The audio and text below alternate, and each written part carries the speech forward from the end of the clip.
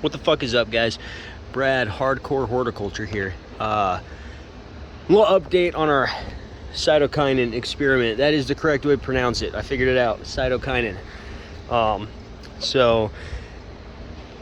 If you're not up to date, we went and got something called tomato set the other day because I had having a trouble with my squash plants and my cucumbers, but that wasn't the original idea. We've been having trouble with them really setting fruit, and I really didn't think it was my soil. I've got really good reasons for that. I didn't think it's the sunlight. We've been getting fruit from them, just not a whole lot. And obviously this plant is still getting plenty of sun. He's almost as tall as I am. Not that I'm very tall. So we went and got something called tomato set. What tomato set is the hormone cytokinin. It's one of many chemical compounds that make up essentially the overall hormone set of cytokinins. I'll give you guys all that terminology. I just got done researching all that stuff, so my brain's a little fried. So what this chemical does, what it's advertised to do, is to promote tomato growth. Those are my tomatoes down there. They're really big. We actually didn't get it for them. They're doing great. Probably gonna spray it on them just cause, but they're doing really great. Have no reason to.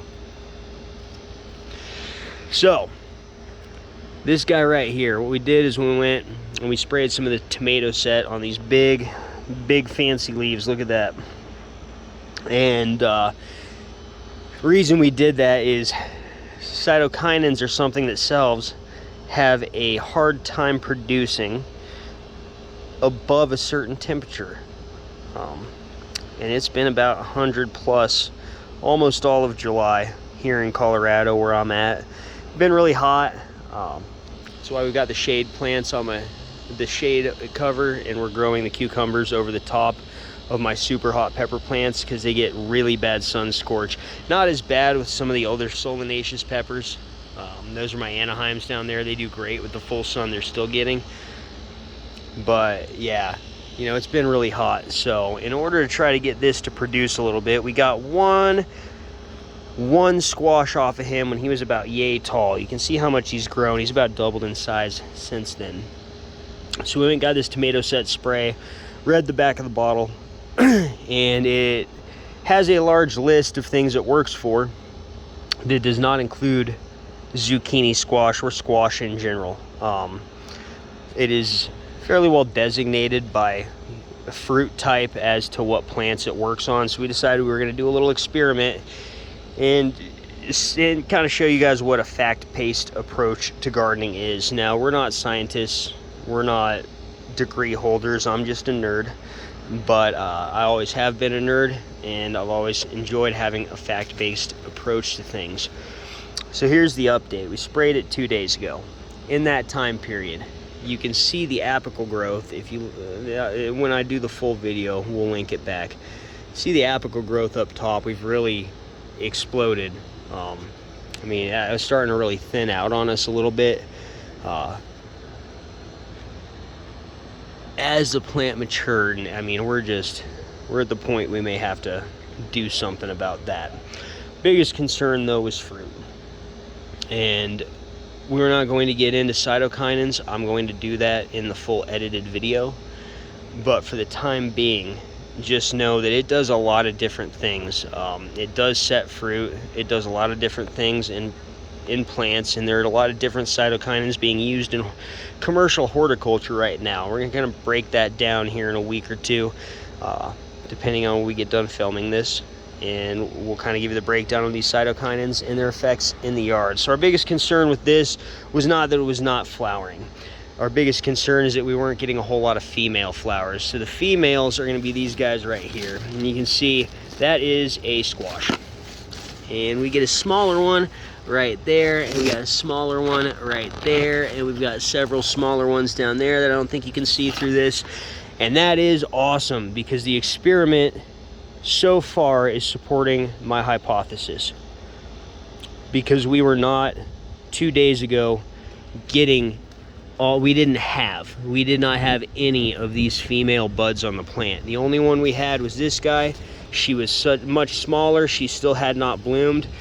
Overnight, after adding that cytokinin, by the time I got up in the morning and came out, this flower had bloomed and already closed. I was a little bit concerned about that. I didn't think it had been pollinated at that time yet. You know, I thought that I may have caused that fruit to just open a flower and close it real quick, rather than actually getting more fruit production. It just opens, closes, and I lose that squash blossom. But that's not what happened. What happened is that definitely got pollinated. Now, how do I know that? First of all, the color of the squash and the size of the squash. It's growing, it's getting bigger. That is most definitely a pollinated squash. Look at that, right on that apical growth. We've got yet another one of those female squash flowers. So far, we're 2 days into this experiment, and we're learning that this cytokinin is definitely applicable in these squash plants. I already knew that, but you guys may or may not have. So, zucchini squash is a member of Cucurbitaceae. Cucurbitaceae, I can't pronounce shit. So it's a member of the cucurbit family. Well, so is squash. It's a pretty easy assumption that whatever cytokinin that they're using on cucurbits, or that they're saying cucumbers are good for, that it would also be applicable to other cucurbits. And we tried it out, and so far, 2 days in, you know, we're writing stuff down, we're counting, but we have definitely, in 2 days, we already have more female buds on this plant than we've had at all this season. Right now we're using these guys, our little boys, as controls. And you can see we got one little female right there on this guy. Can't really tell with a lot of that apical growth down there,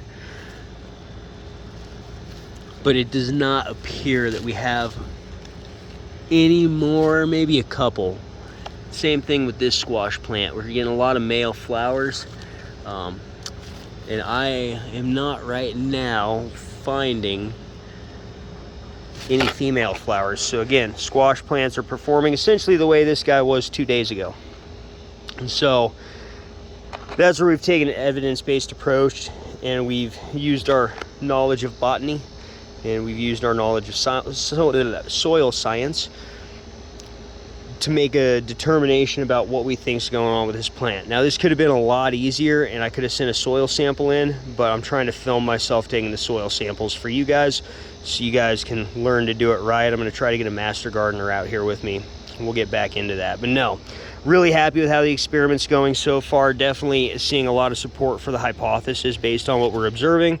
And again, great example, and I'm really glad we decided to do it, of taking an evidence-based approach in your garden, because there's a lot of bullshit out there.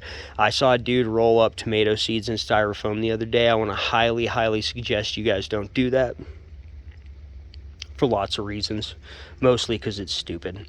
But yeah, we're going to keep you guys updated as we film this, and once we get it edited and we can get some diagrams in, get a little more facts for you guys, and I can pronounce things a little bit better, and we'll break down exactly what went into this experiment and why we're using tomato set on a squash plant.